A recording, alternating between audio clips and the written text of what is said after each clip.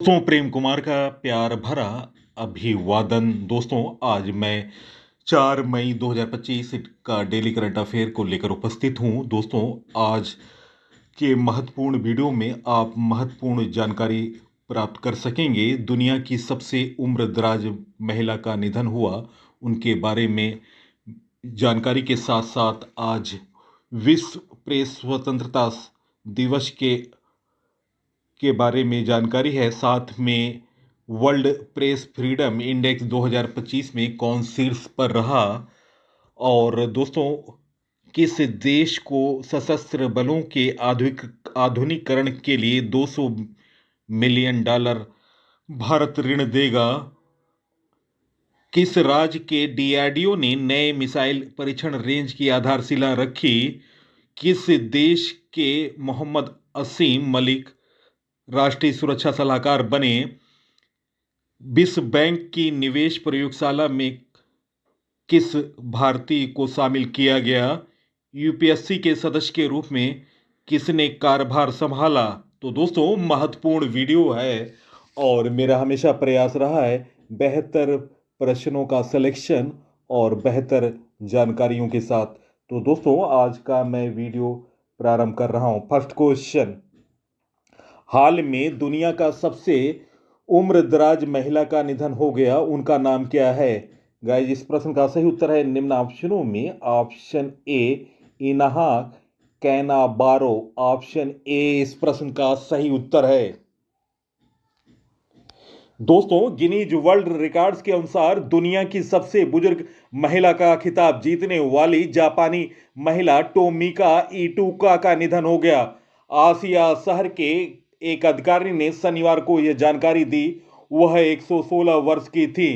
वृद्धावस्था नीतियों के प्रभारी अधिकारी योशिशु नागाटा ने बताया कि इटुका की मृत्यु 29 दिसंबर को मध्य जापान के ह्यूगो प्रांत के आसिया स्थित एक देखभाल गृह में हुई। दोस्तों, ओसाका में जन्मी इटुका हाई स्कूल में वॉलीबॉल खिलाड़ी थी और लंबे समय से एक जिंदा दिल इंसान के रूप में जानी जाती हैं। नागाटा ने बताया कि उसने 3067 मीटर यानी 10,062 फीट ऊंचे माउंट ओंटेक पर 2 बार चढ़ाई की। गिनीज के अनुसार उनकी शादी 20 वर्ष की उम्र में हुई और उनकी 2 बेटियां और 2 बेटे थे। इटुका ने द्वितीय विश्व युद्ध के दौरान अपने पति को कपड़ा फैक्ट्री में कार्यालय का प्रबंधन किया। 1979 में अपनी पति की मृत्यु के बाद वह नारा में अकेला रहती थीं। दोस्तों, उनके परिवार में एक बेटा और एक बेटी तथा 5 पोते पोतियां हैं।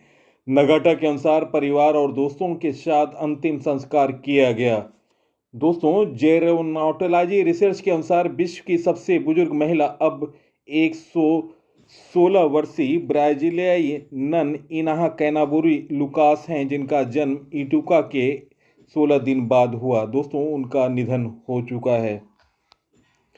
नेक्स्ट क्वेश्चन, वैशाख समारोह के लिए भगवान बुद्ध के पवित्र अवशेष किस देश में भेजे गए? गाइस, इस प्रश्न का सही उत्तर ऑप्शन ए वियतनाम इस प्रश्न का सही उत्तर है। नेक्स्ट क्वेश्चन, हाल में प्रकृति बहाली के लिए AIM फॉर नेचर पहल किसने शुरू की? गाइस, इस प्रश्न का सही उत्तर है निम्न ऑप्शनों में ऑप्शन ए FAO इस प्रश्न का सही उत्तर ऑप्शन ए। दोस्तों, प्रकृति की बहाली की दिशा में एक प्रमुख वैश्विक कदम के रूप में संयुक्त राष्ट्र के खाद्य एवं कृषि संगठन FAO ने एक नई पहल शुरू की। प्रकृति की बहाली के लिए नवाचार पर्यवेक्षण में तेजी लाना। AIM for natural United kingdom द्वारा $9 मिलियन अमेरिकी के वित्त पोषण के साथ इस कार्यक्रम का उद्देश्य यह है कि देशों की ताकत को मजबूत करने के लिए शैक्षिक तंत्र को प्रगति की निगरानी में रिपोर्ट बहाल कराना। नेक्स्ट क्वेश्चन, हाल में केंद्र सरकार खाद्य भंडार डिपो की वास्तविक समय में निगरानी करने के लिए किस पोर्टल को लॉन्च करेगी? गाइस, इस प्रश्न का सही उत्तर निम्न ऑप्शनों में ऑप्शन बी डिपो दर्पण पोर्टल इस प्रश्न का सही उत्तर है। दोस्तों, उपभोक्ता मामले, खाद्य एवं सार्वजनिक वितरण मंत्रालय के अनुसार गुरुवार को घोषणा की कि सरकार जल्द ही खाद्य भंडारण डिपो की वास्तविक समय निगरानी के लिए एक नया पोर्टल शुरू करेगी, जिससे यह सुनिश्चित होगा कि वे गुणवत्ता और सुरक्षा के उच्चतम मानकों का पालन करते हैं। 20 मई को अनावरण किया जाने वाला डिपो दर्पण पोर्टल और मोबाइल एप्लीकेशन वैज्ञानिक भंडारण और खाद्यान्नों के स्मार्ट भंडारण समाधान के माध्यम से 80 करोड़ से अधिक लाभार्थियों के लिए खाद्य सुरक्षा बढ़ाने की सरकार की व्यापक पहल का हिस्सा है।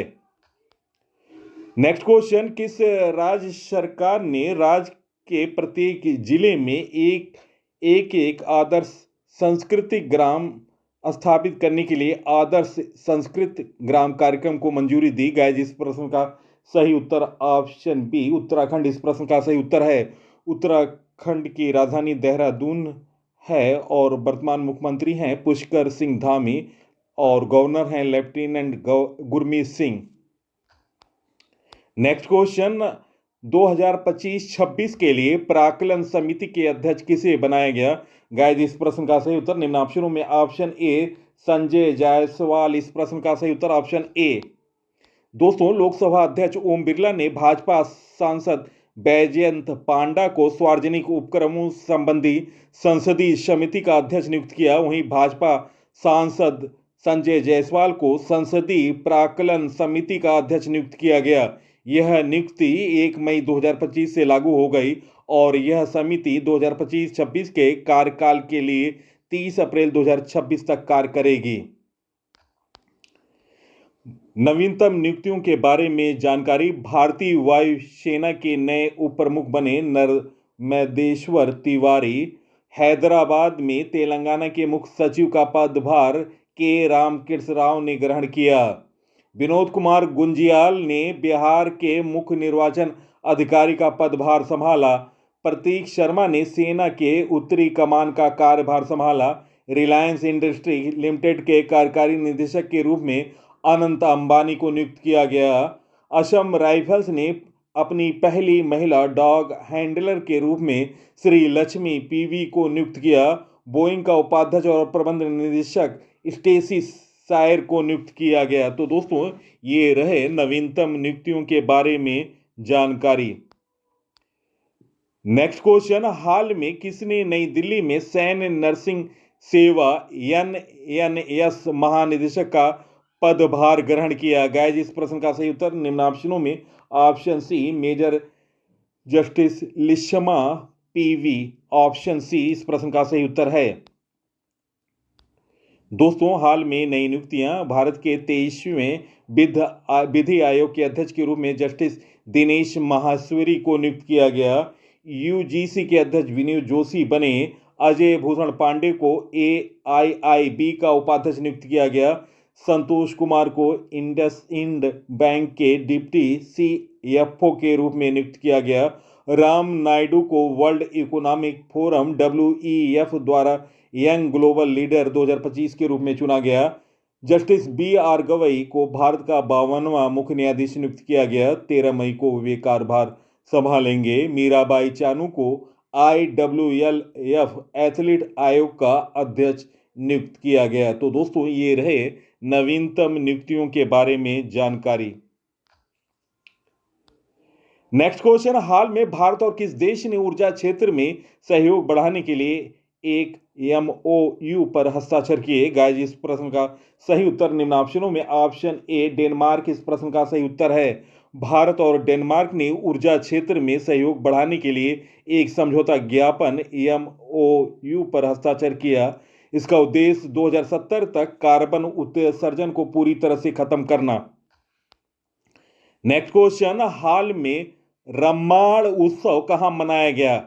गाइस, इस प्रश्न का सही उत्तर ऑप्शन सी उत्तराखंड इस प्रश्न का सही उत्तर है। हर साल अप्रैल के अंत में उत्तराखंड उत्तरी भारत राज्य के सलूर डुंगरा के जुड़वा गांव रम्माण में मनाया जाता है, जो कि स्थानीय देवता भूमियाल देवता के सम्मान में एक धार्मिक उत्सव है। दोस्तों, सलूड़ गांव के अलावा डुंगरी, बरोशी और सेलंग में भी 11 से 13 दिन तक रम्माड़ का आयोजन होता रहता है। इस दौरान कई तरह के कार्यक्रम, अनुष्ठान और मनोरंजन कार्यक्रम आयोजित किए जाते हैं। रमन ने सांस्कृतिक विरासत का चित्रण किया है। संयुक्त राष्ट्र की संस्था ने उत्तराखंड की पौराणिक कथाओं, नृत्य शैली रम्माड़ को विश्व सांस्कृतिक विरासत का दर्जा दिया। यह मुख्यतः वर्ष 2009 में दिया गया था। रमन में मोर मोरनी, बनिया बनियान, प्रोरी, ढोल, दमाऊ की थाप पर माल नृत्य किया जाता है, जो काफी रोमांचकारी होता है। दोस्तों, इस साल भी सलूर डूंगरा गांव में रामायण महोत्सव की धूमधाम रही, जहां ढोल दमाऊ की 18 थापों पर जगरों के साथ रामायण का मंचन किया गया।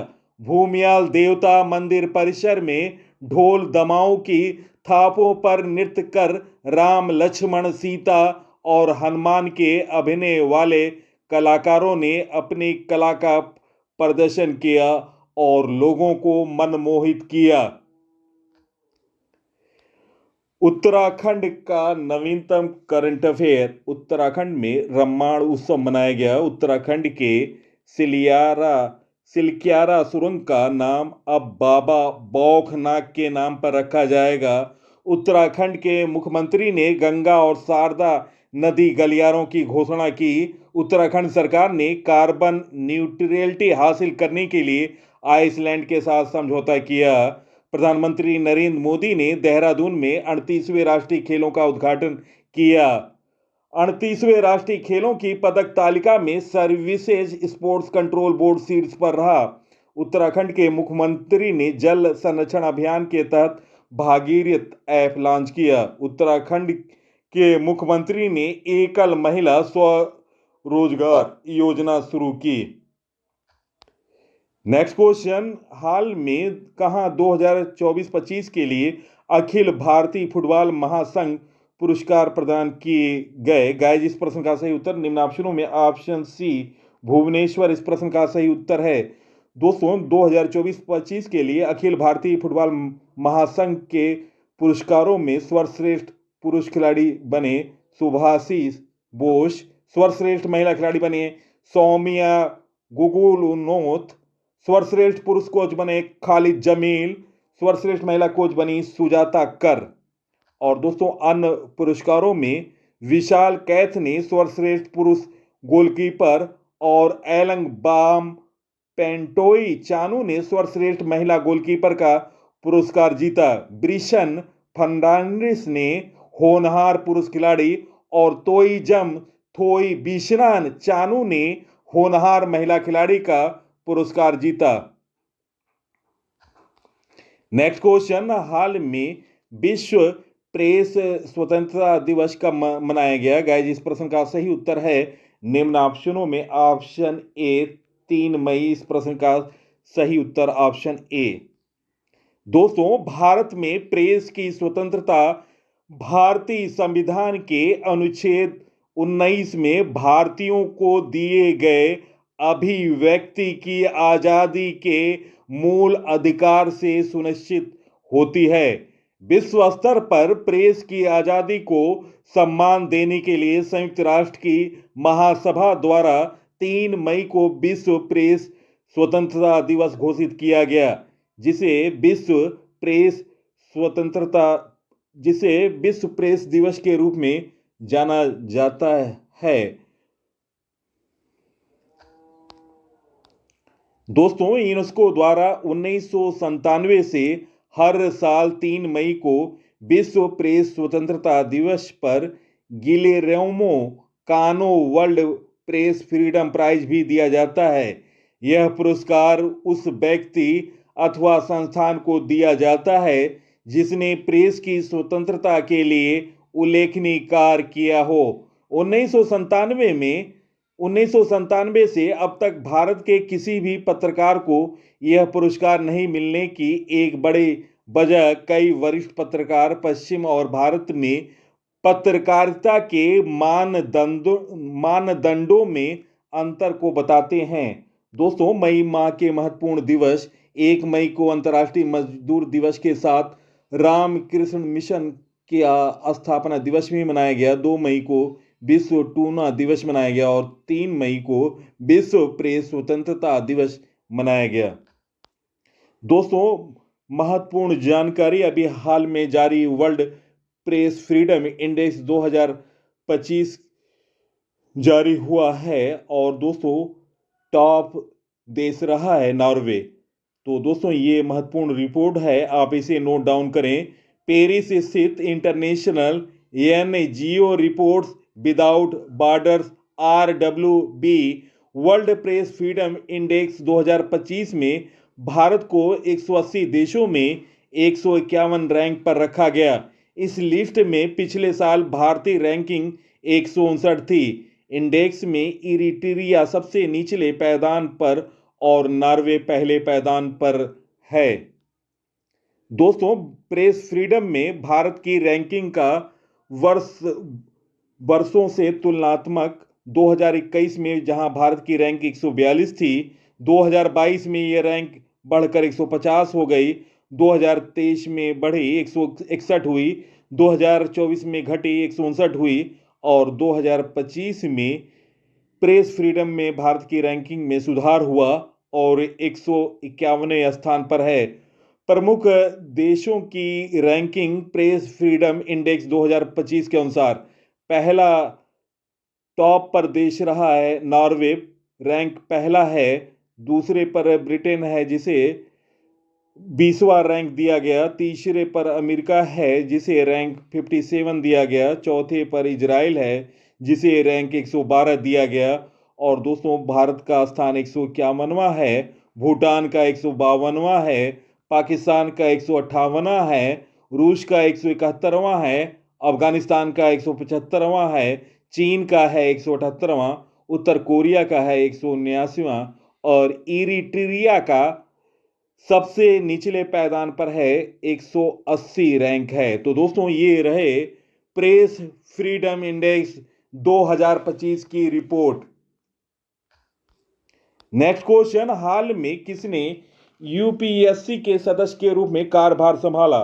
गाइस, इस प्रश्न का सही उत्तर है निम्न ऑप्शनों में ऑप्शन बी अनुराधा प्रसाद। इस प्रश्न का सही उत्तर ऑप्शन बी। दोस्तों, भारत सरकार अंतरराज्यीय परिषद सचिवालय गृह मंत्रालय की पूर्व सचिव सुश्री अनुराधा प्रसाद ने आज संघ लोक सेवा आयोग के सदस्य के रूप में पद एवं गोपनीयता की शपथ ली। उन्हें आयोग के वरिष्ठ सदस्य लेफ्टिनेंट जनरल राज शुक्ला सेवानिवृत्त ने शपथ दिलाई। सुश्री अनुराधा प्रसाद ने lady Shri Ram college for women से स्नातक की उपाधि प्राप्त की और दिल्ली विश्वविद्यालय से इतिहास में स्नातकोत्तर की उपाधि प्राप्त की। उन्होंने ब्रिटेन के बर्मिंघम विश्वविद्यालय से विकास प्रशासन में स्नातकोत्तर की उपाधि भी प्राप्त की। दोस्तों, सुश्री अनुराधा प्रसाद भारतीय रक्षा लेखा सेवा की 1986 बैच की हैं। उन्हें सार्वजनिक नीति, सार्वजनिक वित्त और सहकारी संघवाद में व्यापक अनुभव है। 37 वर्षों से अधिक के कैरियर में उन्होंने रक्षा, वित्त, खाद्य प्रसंस्करण, उद्योग, श्रम और रोजगार तथा गृह मंत्रालय में काम किया तथा नीति और कार्यक्रम के निर्माण और कार्यान्वयन में गहन अनुभव प्राप्त किया। नेक्स्ट क्वेश्चन, हाल में कौन विश्व बैंक की निवेश प्रयोगशाला में शामिल हुए? गाइस, इस प्रश्न का सही उत्तर ऑप्शन ए सुनील भारती मित्तल। इस प्रश्न का सही उत्तर है। भारतीय इंटरप्राइजेज के अध्यक्ष सुनील भारती मित्तल विश्व बैंक की उच्च स्तरीय पहल private sector investment lab PSIL से जुड़े हैं, जिसका उद्देश्य उभरते बाजारों में रोजगार सृजन और आर्थिक विकास के लिए निजी क्षेत्र द्वारा संचालित समाधानों को तेजी से बढ़ावा देना है। नेक्स्ट क्वेश्चन, हाल में मोहम्मद असीम मलिक किस देश ने अपना राष्ट्रीय सुरक्षा सलाहकार बनाया है? गाइस, इस प्रश्न का सही उत्तर है निम्न ऑप्शनों में ऑप्शन सी पाकिस्तान। इस प्रश्न का सही उत्तर है। पाकिस्तान की राजधानी इस्लामाबाद है। मुद्रा है पाकिस्तानी रुपया। प्रधानमंत्री हैं शहबाज शरीफ और राष्ट्रपति हैं आसिफ अली जरदारी। दोस्तों, भारत और पाकिस्तान में बढ़ते तनाव के बीच पाकिस्तान ने अपना एनएस बदल दिया। पाकिस्तान की खुफिया एजेंसी आईएसआई के चीफ मोहम्मद आसिम मलिक को देश का राष्ट्रीय सुरक्षा सलाहकार एनएस बनाया गया। मलिक की नियुक्ति जम्मू कश्मीर के पहलगाम में हाल में हुए आतंकी हमले से पैदा हुई तनावपूर्ण स्थिति के बाद हुई, जिनमें 26 लोगों की जान चली गई थी। नेक्स्ट क्वेश्चन, हाल में कहां 8वें राष्ट्रीय सामुदायिक रेडियो सम्मेलन का आयोजन किया गया? गाइस, इस प्रश्न का सही उत्तर है निम्न ऑप्शनों में ऑप्शन बी मुंबई। इस प्रश्न का सही उत्तर है ऑप्शन बी।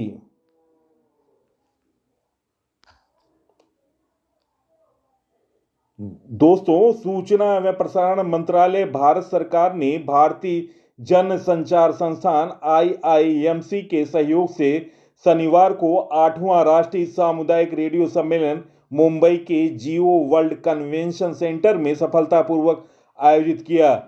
यह सम्मेलन मंत्रालय की प्रमुख पहल वेव्स 2025 के अंतर्गत आयोजित हुआ, जिसका उद्देश्य भारत में सामुदायिक मीडिया परिदृश्य को नवाचार, समावेशिता और प्रभाव के माध्यम से सशक्त करना है।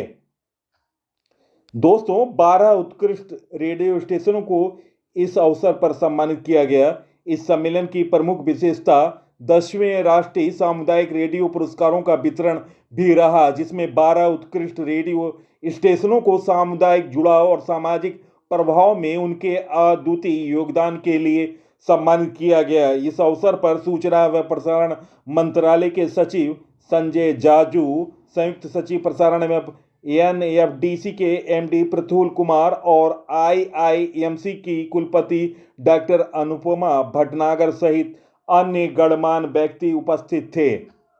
नेक्स्ट क्वेश्चन, हाल में किस राज्य में डीआरडीओ के नए मिसाइल परीक्षण रेंज की आधारशिला रखी गई? गाइस, इस प्रश्न का सही उत्तर है निम्न ऑप्शनों में ऑप्शन बी। इस प्रश्न का सही उत्तर है ऑप्शन बी। दोस्तों, प्रधानमंत्री नरेंद्र मोदी ने आंध्र प्रदेश के नागयालंका में रक्षा अनुसंधान एवं विकास संगठन के नए मिसाइल परीक्षण रेंज की आधारशिला रखी है, जिसकी लागत करीब 1460 करोड़ रुपए है।